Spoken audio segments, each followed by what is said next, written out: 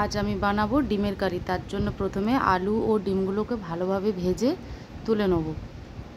তুলে নিয়ে ওর বাদে আমি কড়াইতে দিয়ে দেবো জিরে ফোড়ন।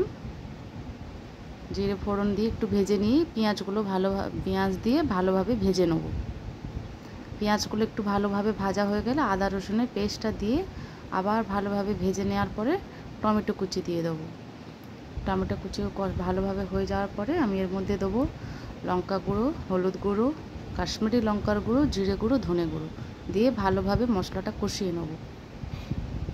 মশলাটা কষানো হয়ে গেলে ওর মধ্যে আলু ও ডিমগুলো দিয়ে আরেকটু ভালোভাবে কষিয়ে নিয়ে জল দিয়ে দেবো।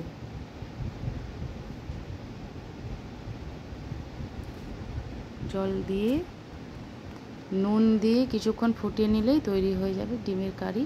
এরপরে নামানোর আগে আমি একটু ধনেপাতা দিয়ে দেবো।